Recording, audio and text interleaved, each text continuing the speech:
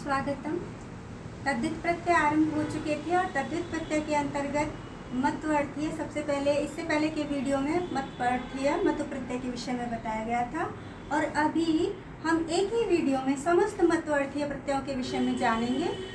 सबसे पहले तो ये जान लीजिए कि मतवर्थीय प्रत्यय जो होते हैं वो होते हैं युक्त अर्थ वाले, जो कि किसी भी चीज़ से युक्त होने का भाव दर्शाते हैं। जैसे कि मान लीजिए रसवान, पूर्व वीडियो में भी बताया था, अर्थात रस से युक्त या रस से भरा हुआ, या कहें हिंदी में कहते हैं कि मैं परिवार या परिवार मैं, तो उसमें क्या होगा, अर्थात पूरे परिवार सहित, अर्थात युक्तता का बोधक होता है वो।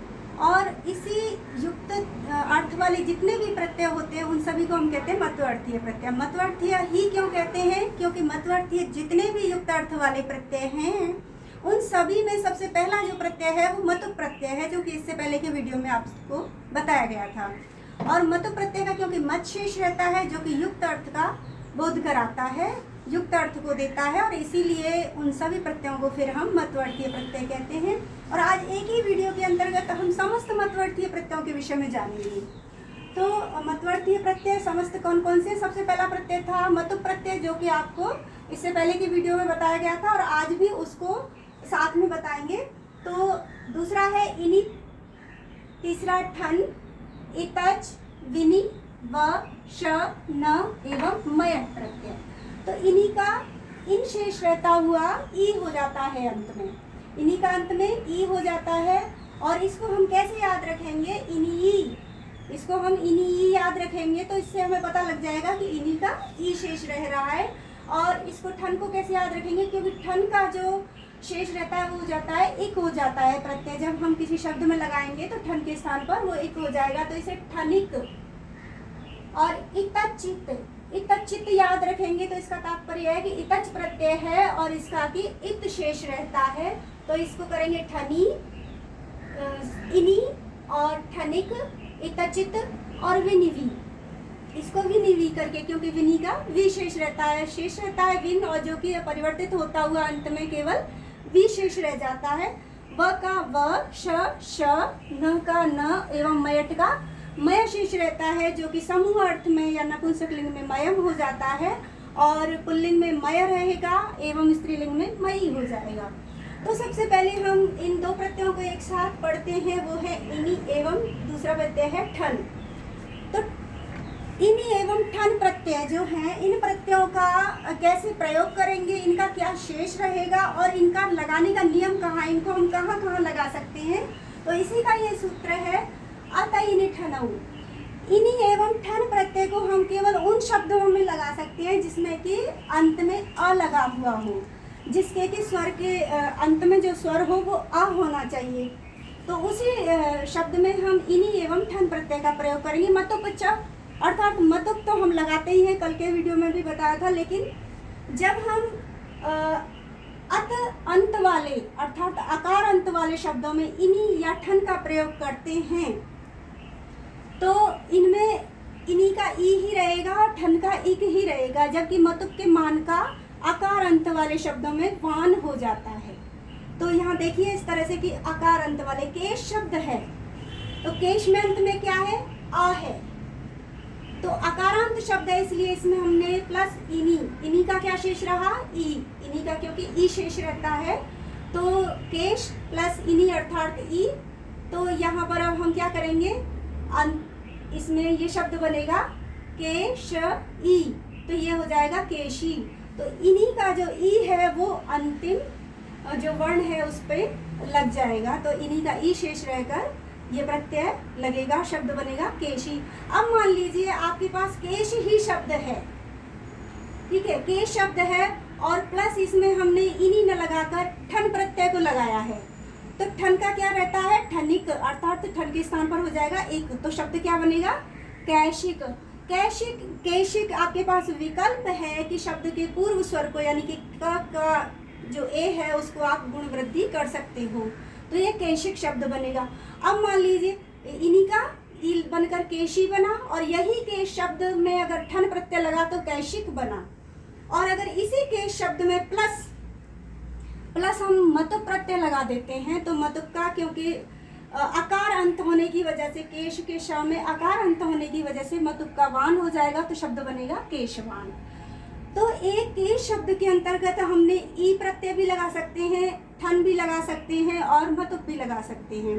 अब मान लीजिए आपके पास इस तरह से, ये तो आपको समझ में आ गया कि अगर आपके सामने क्वेश्चन इस तरह से आता है कि केश प्लस इनी प्रत्यय, अर्थात अब इस प्रकृति प्रत्यय को जोड़िए, शब्द और प्रत्यय को मिलाइए, तो शब्द आपको पता है इनी ई, तो ई कर दिया आपने और शब्द बन गया इनकेशी।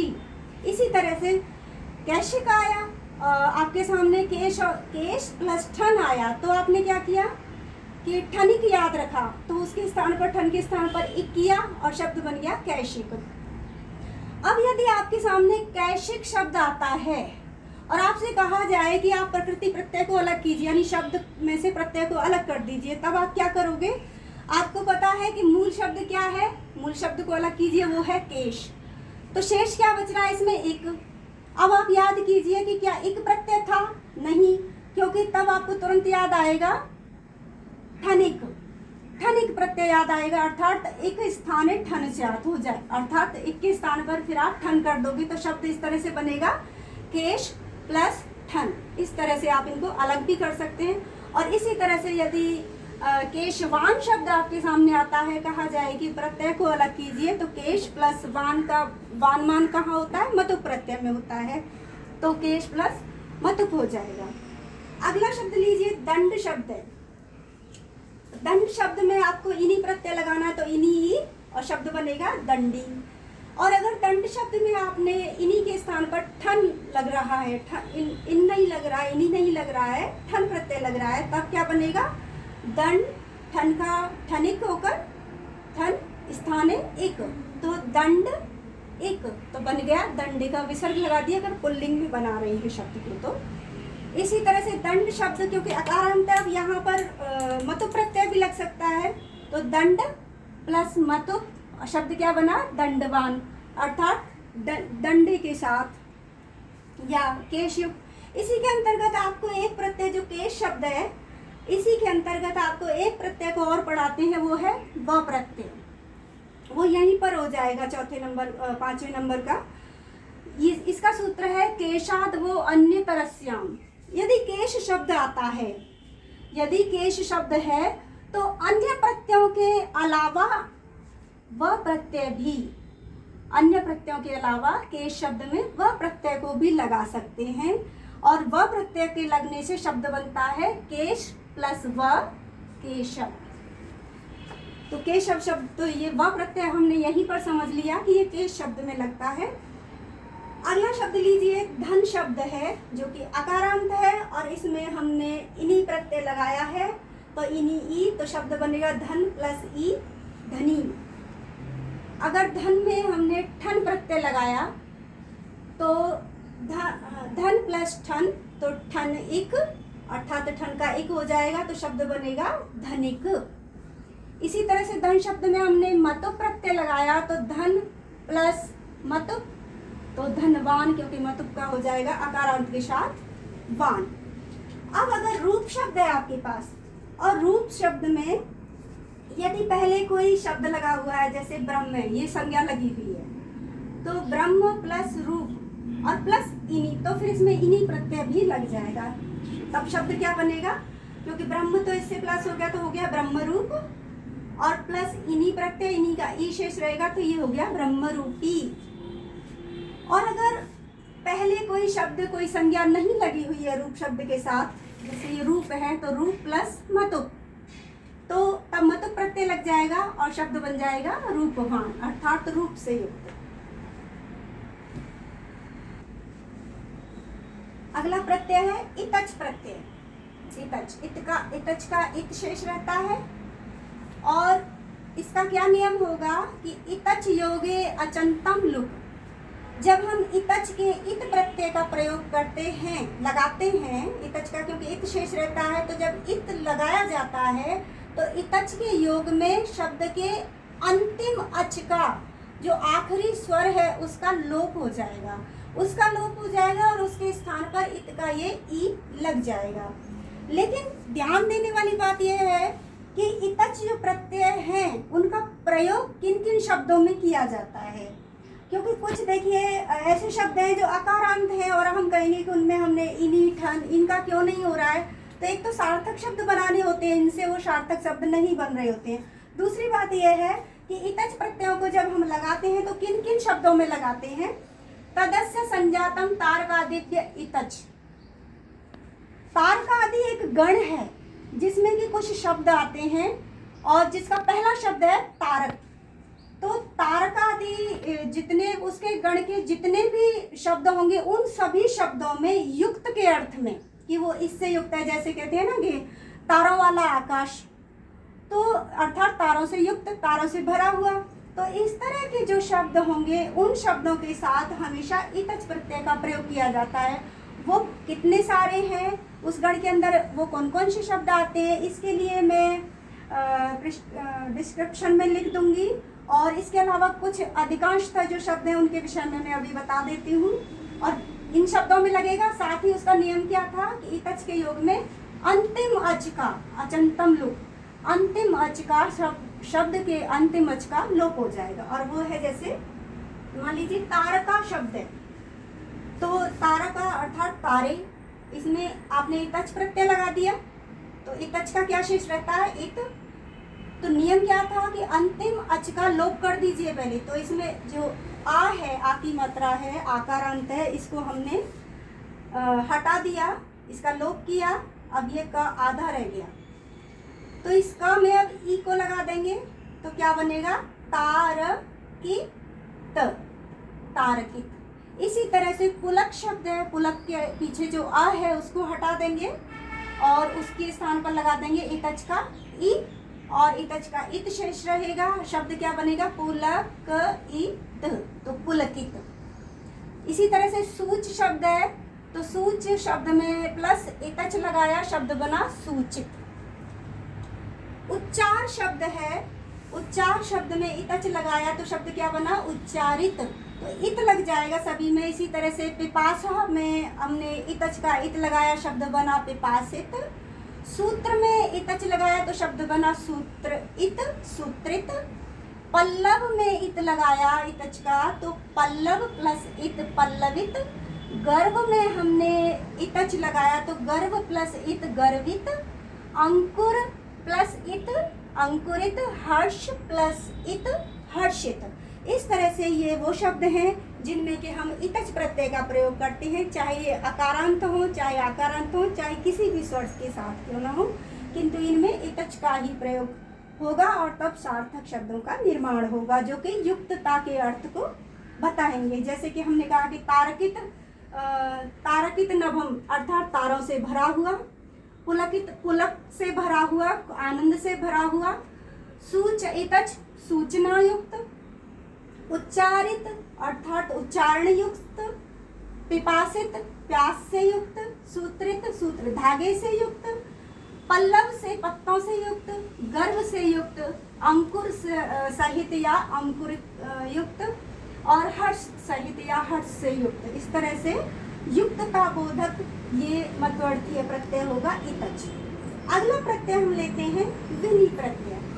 विनि का क्या था, विनिवि अर्थात विनिवि याद रखेंगे तो रहेगा कि विनि का विन होता हुआ अंत में वि शेष रह जाता है।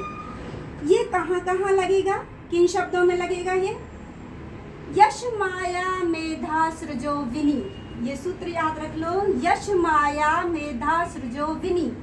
यश शब्द में, माया शब्द में, मेधा शब्द में, सृज शब्द में और विनि प्रत्यय लगता है। विनि का कि वि शेष रहता है। जैसे देखिए, अच्छा इसमें एक बात और है, यश माया मेधा इन शब्दों में हम मतुक का भी प्रयोग कर सकते हैं, ठन का भी कर सकते हैं और इन्हीं का भी प्रयोग कर सकते हैं, इन्हीं की तरह। जैसे कि ये देखो, यहाँ पर अगर हमने मतुक का प्रयोग किया तो यशवान, ठन का किया तो ठन का इक होने से माया प्लस एक माइक, और अगर इन्हीं का किया तो माई, और इसी तरह से मेधा में अगर मतुक का प्रयोग किया तो मेधावान। ऐसे शब्द भी आपको मिल जाएंगे जिनमें कि अलग अलग प्रत्यय लगे हुए होंगे। अभी हम देखते हैं यशः विनि। तो यश शब्द में विनी प्रत्यय को लगाया तो एक तो विसर्जन यस्य स से हमने ये पुल्लिंग में श है तो विसर्जन यस्य स से विसर्ग का स किया और विनी का वी शेष रहा तो ये शब्द बना यशस्वी। अगर हम चाहें तो इसमें मतु प्रत्यय का प्रयोग भी कर सकते हैं जिससे कि यशस्वान बन सकता है। इसी तरह से माया शब्द है और माया में हमने विनी प्रत्यय का प्रयोग किया तो विनी का वी शेष रहा और वी लगने के बाद बना मायावी।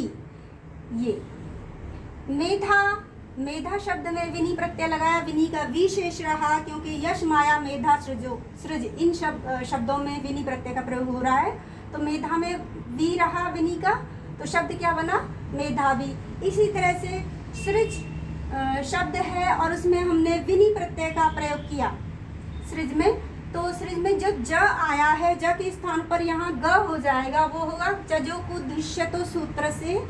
ये संधियों के नियम हैं जिनको कि मैं डिस्क्रिप्शन में उन जहाँ ये आ रहे हैं जश्व आदि संधि के अंतर्गत उन सब में मैं उनका लिंक दूंगी और समझ लीजिएगा जिनको ये चीज़ समझ में नहीं आ रही है वो। तो सृज के बाद विनी का वी लगा तो ज के स्थान पर क्योंकि च ज ये च छ ज झ ये शब्द आ रहे हैं यानी च वर्ग के स्थान पर यहाँ क वर्ग हो जाएगा चजो को दृश्य तो सूत्र से। तो च अपने वर्ग का ज अपने वर्ग का च छ ज तीसरा है तो उसी के स्थान पर क वर्ग का तीसरा होगा क ख ग तो ज के स्थान पर यहाँ ग होगा और तब बनेगा सृग्वी यानी विनी प्रत्यय लगाने के बाद। अगला प्रत्यय है श प्रत्यय। श प्रत्यय रोमन और लोमन शब्द में लगता है लेकिन रोमन लोमनादि न लुक। जब रोमन और लोमन जैसे शब्दों में हम न का श प्रत्यय का प्रयोग करते हैं तो इनके अंत में जो न है ये न इनका लोप हो जाएगा और तब श प्रत्यय लगेगा। जैसे मान लीजिए रोमन प्लस श तो यहाँ न का लोप हुआ और श लगा दिया रोमशः अर्थात रोमो वाला रोमो से युक्त ये पुल्लिंग में है। इसी तरह से लोम प्लस श से बना लोमशः। अगला जो प्रत्यय है युक्त अर्थक वो है न प्रत्यय।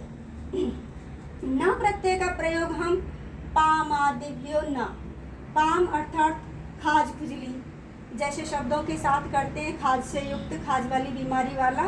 और लक्ष्म्या च लुक अगर हम लक्ष्मी शब्द में न प्रत्यय का प्रयोग करते हैं तो लक्ष्मी के पीछे जो अत है ये जो स्वर है लक्ष्मी का आ जो स्वर है उसका लोप हो जाएगा।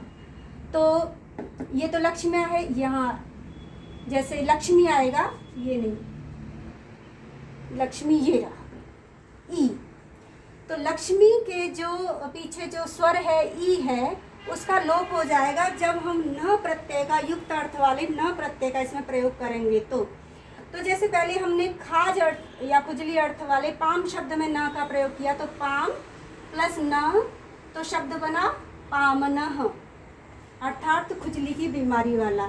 लक्ष्मी शब्द में हमने कहा था कि लक्ष्म्या च लुक लक्ष्मी शब्द में जब हम न का प्रयोग करते हैं तो उसके अंतिम अच का लोप कर देते हैं तो बना लक्ष्म और प्लस न हमने इसमें प्रत्यय लगाया और शब्द क्या बना लक्ष्मणः। ये अंत में न होने की वजह से न के स्थान पर न हो गया तो शब्द बना लक्ष्मण अर्थात लक्ष्मी से युक्त लक्ष्मी वाला। अगला प्रत्यय है अंतिम प्रत्यय मयट। पहला प्रत्यय था मतुप और अंतिम है मयट। पहला और अंतिम दोनों ही म से आरंभ होने वाले। मयट का क्योंकि मय शेष रहता है और समूह अर्थ में मयम हो जाएगा पुल या नपुंसक लिंग में या समूह अर्थ में और ये मय पुल्लिंग मई स्त्रीलिंग। जैसे मान लीजिए देवदत्त मयट। देवदत्त में हमने और शब्द भी होते हैं जैसे परिवार मय तो अर्थात पूरे परिवार सहित या पूरे परिवार के साथ। देवदत्त मयट देवदत्त सहित देवदत्त मयम ये समूह अर्थ में हो गया अर्थात बहुत सारे लोगों के साथ साथ देवदत्त भी साथ में है, देवदत्त से भी युक्त है। इसी तरह से वाक मयट, वाक अर्थात वाणी, तो वाक के वाणी शब्द में, वाक शब्द में हमने मयट प्रत्यय का, मय का प्रयोग किया, मयट का, क्योंकि मय शेष रहेगा, मय या मयम, तो इसका शब्द बनेगा वांगमयम। ये क के स्थान पर अंग कैसे हो गया, तो ये वही संधि का नियम है कि यरो अनुनासिके अनुनासिको वा।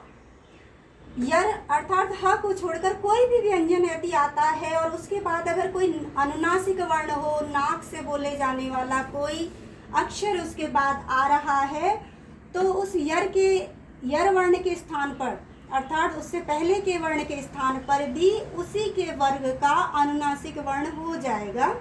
तो क वर्ग का अनुनासिक वर्ण कौन सा है, जो कि माँ के कारण, ये अंत में जो मकार आ रहा है इसके कारण बदल जाएगा, वो है क ख ग ग अंग। नाक से बोले जाने वाला जो अनुनासिक वर्ण है वो है अंग। तो क के स्थान पर हो गया अंग और फिर मयट प्रत्यय का मयम, तो शब्द बना वांगमयम। इसी तरह से आम्र, र के बाद मयट प्रत्यय लगाया और शब्द बना आम्रमयम। गोमयम, गो अर्थात दूध से युक्त या दूध से बने हुए पदार्थों से युक्त, तो शब्द बनेगा गोमयम। इसी तरह से अन्न प्लस मयट, तो अन्न युक्त या अन्न सहित, तो ये बन जाएगा अन्नमयम।